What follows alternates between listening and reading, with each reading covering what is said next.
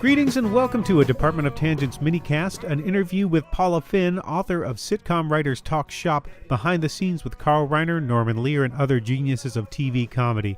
It's a collection of interviews with some of the finest writers in television history, including names like Reiner, Lear, James L. Brooks, Larry Charles, Phil Rosenthal, Mike Reiss, and Al Jean, and some important figures lesser known outside of TV nerd fandom like Treva Silverman, Leonard Stern, and husband and wife team Austin and Irma Kalish. These people contributed foundational work to the art of television. Reiner wrote on Your Show of Shows and Caesar's Hour and created the Dick Van Dyke Show. Lear is responsible for more sitcoms than you can count, including All in the Family, The Jeffersons, Sanford and Son, Maude, and One Day at a Time. Brooks co-created Mary Tyler Moore, Taxi, Rhoda, and The Simpsons. Silverman wrote for Mary Tyler Moore and the Monkees, Stern for Get Smart, The Honeymooners, and The Phil Silvers Show. Austin and Irma Kalish had a wide-ranging career, writing on everything from F Troop to All in the Family. I could spend this entire introduction giving you credits, and it would read like a list of every show you've ever loved. Luckily, I don't have to do that because Finn has written the book, and you can pick that up on Amazon or wherever fine books about comedy are sold. And Finn has a particularly interesting vantage point from which to write about television. Her father, Herb Finn, was a sitcom writer who worked on The Honeymooners, The Flintstones, Gilligan's Island, and others. I caught up with Finn by phone to talk about the book, television, and growing up with a funny father. Now, here's Paula Finn.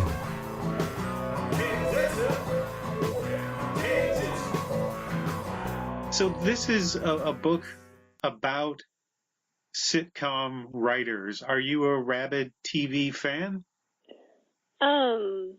Yeah. The reason I was so interested in the subject, did you read the book? Or? Yes. Oh, well, my background was my father. Yes. And actually I was thinking of writing a memoir of what it's like to grow up with a funny father. And I called some of his colleagues that were still around. There weren't very many at that point. Mm-hmm. I ended up talking to Larry Gelbart and Sherwood Schwartz, and they had fond recollections of my dad, but they also told me some stories from their own careers. And I began to realize that might be, a broader topic and more interesting. Did you know that your dad wrote for the Honeymooners and the Flintstones and TV when you were growing up? Yeah. He brought home Flintstones color cells. I don't know if you know what those are. Yeah. They'd be worth a fortune today. Mine got thrown out. But yeah, I was aware of it, and I was a little young for the Honeymooners. I remember watching it with my mom on a tiny black and white screen and, enjoying the Rockettes. Those were the dancers, I think. But I didn't catch a lot of it at that point. Did you think it was cool, or was it just something your father did, like something anybody else's father did? Really, it was just what he did. And when I was around 6, I began to get an inkling that other people were impressed by it, because I remember one time I was walking home, and my teacher came up and started asking me all kinds of questions about what my father's job was like. And so it gradually dawned on me that this was something that other people were curious about and impressed by. Did you ever observe his process? Did you ever get to watch him sort of at work? Yeah, he talked to himself a lot. He chewed on a unflavored toothpick. Yeah, he talked a lot to himself. And he typed on always a manual typewriter. First it was like a 1940s Royal, and then he upgraded to a 1960s Olympia. Yeah. That's one of the things that comes out in these interviews. People don't realize how much of this stuff happens at home for these writers. Well, when he worked on variety shows, when he was on staff in New York, then it was a day job that he went to and came back at night. But yes, as a freelancer in L.A., it was all at home. Did you know any of the people that you interviewed from your dad's days of writing?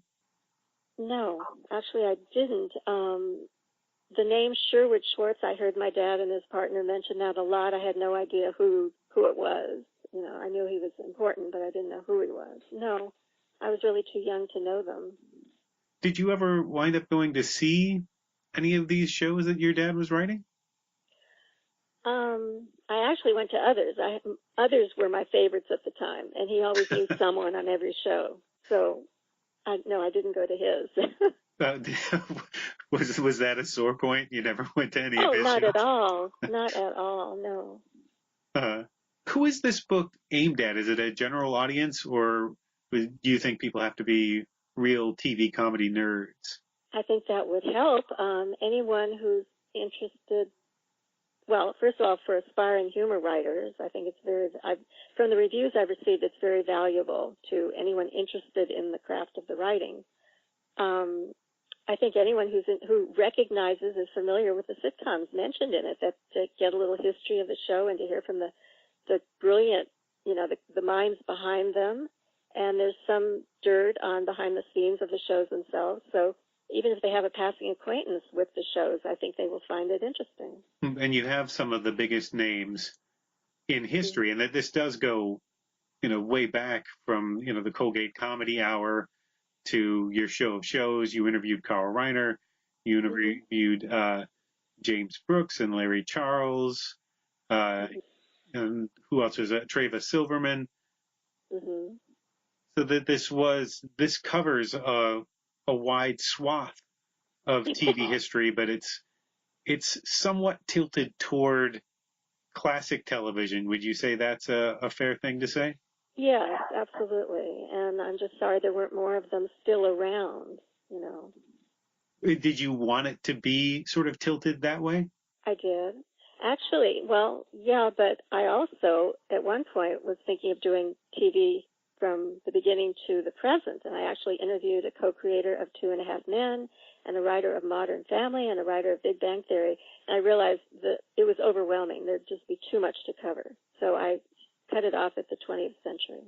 Do you think that you'd write another book and include that material? Possibly. But it's not something that's necessarily in the work?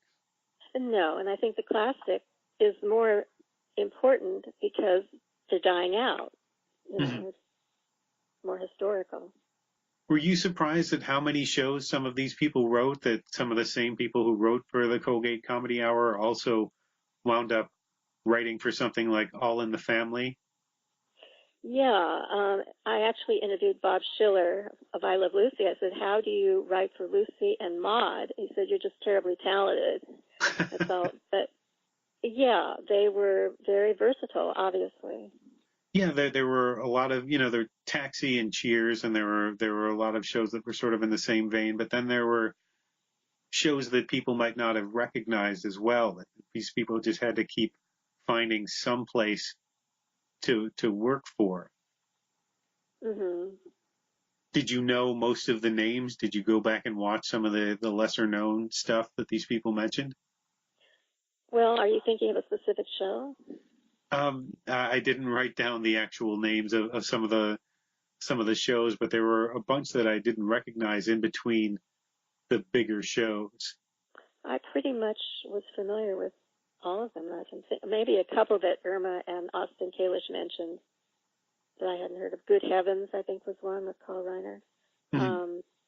But I'd heard most of the names. As I've interviewed Carl Reiner in the past. He's an absolute joy to speak with. He's having fun on Twitter these days. I don't know if you know that. Yeah, I got to see him and his crew deciding things to tweet when I wrote a piece for the Globe a few years ago. Oh. And it's great to see how respected some of these people are. In that piece that I wrote, I had followed Reiner to Jimmy Kimmel when he was making an appearance there. Mm-hmm. And on the way out, even the TMZ people had nice things to say to him, which surprised me. They were just happy to see him. That's wonderful. Mm-hmm. I hope he knows how revered he is. Did you get a sense that these people knew how revered the shows were? Yes. Do you think that they felt appreciated for the work they did on them? Oh, absolutely. In fact, Carl Reiner told me one of the greatest benefits or rewards of his career is that people come up to him and tell him how much the Dick Van Dyke Show meant to them. And they saw that they could become a comedy writer. They had never thought of that before or whatever, and the fact that the shows are being rerun now and new fans are discovering them. Yeah, they're well aware. Did you have a dream list of people you wanted to interview, a target list?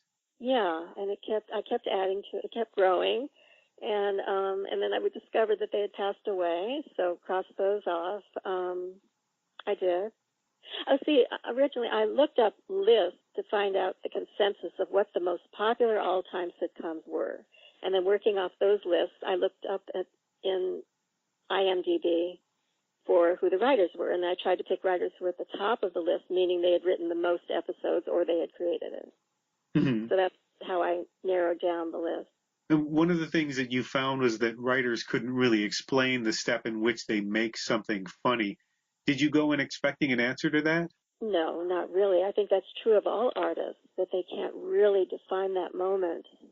You know, you take a leap from the craft to the sublime, as it were. I think you unearthed a good bit of trivia also that Stern had created Mad Libs when he was looking for a way to describe Ralph Cramden's boss's nose, which might be the most random bit of trivia in the book. Were there particular stories or lore you knew beforehand you wanted to get out of any of your subjects or get them to talk about? Well, I knew about Norman Lear's struggle with intense anxiety when on the early jobs in the 50s when he had to have the show out done by the next morning. I knew I had studied the history of all of the interviewees, so I knew what I wanted to get from them. Were you surprised by anyone's rituals? I mean, I certainly didn't expect Norman Lear and Treva Silverman to both mention masturbation at some point in the rituals that some writers, I myself, as a writer, had never thought of that as something you would do in the normal course of your writing. Me neither, but the throwing up was also a surprise to me. You wonder why they put themselves through such torture, but of course, the rewards are more than worth it. Did you have any favorite moments or favorite unexpected things that people told you about their writing? How do you mean that? You mean their stories? Yeah. Did you have any favorite stories from? Oh yes, the one Leonard Stern told about when he was writing with who was it? Mel Token, I guess, on Dick and T. Fester, and they had both. They realized they were in the habit of writing against someone in their mind, that this person would say, that's not funny, you can't use that and all. And then they realized all of a sudden Milt says to him, Leonard, they is us, that they were on their own. They had no one to report to. And so then they started using Carl Reiner because he was in the next office. So right. Unbeknownst to Carl, they imagined him saying, this is no good, this is lousy and stuff. And so Milt apparently built up such a resentment towards Carl that when Carl one day came and knocked on the door and said, hi guys, you want to go to lunch? Milt was ready. He said, fuck you. Right. I'm sure Carl was understanding of that. Oh, he did. I asked about that. Did you explain it to him? Did he understand? And he did. How important is TV to you specifically? I mean, is it just an entertainment? Is it something that you take something more from than just, a couple of laughs? Not really. I think I'm just a fan, just someone who enjoys it a lot. And I have more respect for the labor that goes into it. Mm-hmm. How hard it really is to do a show, and how to get one that succeeds. The odds are so against it. Yes, and you did mention frequently, you asked about the process, and that seemed to be the main thing you wanted to try to get. Yeah, I think to shed light on that is important. What would you be up to next? What is your next writing project? Well, I had thought of maybe interviewing stand-ups on their worst night ever. Calling it, is this thing on? That's a takeoff on, if the microphone's not working. Nothing definite at this point. Okay, is there anything else you want to mention? It was just great growing up and knowing that my father was what his friends, who weren't in the business, would say was the funniest man they knew. He was literally the life of every party. That was a joy. Yeah, because it's not necessarily true that somebody who's funny in their work is funny at home or funny to hang around. No, in fact, writer Sam Barbrick says comedy writers don't have to be funny. He knows he's put people to sleep at dinner. They're not. And Sherwood Schwartz even told me that some are, they're very funny and they can't write a funny script, and vice versa. But that my dad wrote and talked funny. Yeah, there's so many different ways to be funny as well. A stand-up isn't necessarily a good sitcom writer, and an improviser isn't necessarily a good stand-up. It seems like a very particular world. Is that something you saw in these interviews or in your experience around funny people? That there was different kinds of humor? Well, that the skills from one didn't necessarily transfer to another. Right, although one of the writers, Tom Caltabiano, told me some of them do, because he coaches Ray Romano in his stand-up, and he also writes scripts. And in terms of the rhythm and knowing that a certain word out of several will be the one that is funny, if you just replace one word, it changes everything. It can all sort of fall apart if you don't get it exactly the right way. Right, so they have those. Stand-up and writing scripts has that in common. And a lot of the sitcom writers had come from stand-up. They were previously, stand-ups in their first career. It's interesting how that sort of evolved. It seems like television may have lagged behind stand-up slightly in terms of getting into more personal stories, and I'm wondering if that might be because the stand-up started writing for television. That was sort of a funnel. So you had to get stand-up to that place before you could get television to that place. That sounds very likely. Now, writers like Hal Cantor didn't think the current stand-ups were funny at all. He come from vaudeville, working with vaudeville writers who knew how to get a laugh, and they played to their audience. And so some of the writers who had started with Bob Hope and vaudeville were not happy with the current sitcoms or the current in the 70s, the variety shows, the comedians who headlined those. Yeah, they wouldn't be. It was I would think it'd be a completely different tradition, especially in terms of the writing. Gene Perrette told me something I thought was amusing, that Bob Hope he depended on his writers, and he would say he's going to be appearing at some golf course or something, and Lee Trevino is going to be coming over, and so I need some ad-libs. Just to entertain friends? Well, no, it would be televised. Okay. He would tell his writers, give me some ad-libs for that occasion. That came up a couple times, I think, in the book, in a couple of the interviews, right, where people would go to their writers for something spontaneous to say. Right. And, of course, in early television, people didn't even realize there were writers. Thank you very much for taking the time to speak with me. I appreciate it. Well, thank you. Dear Young,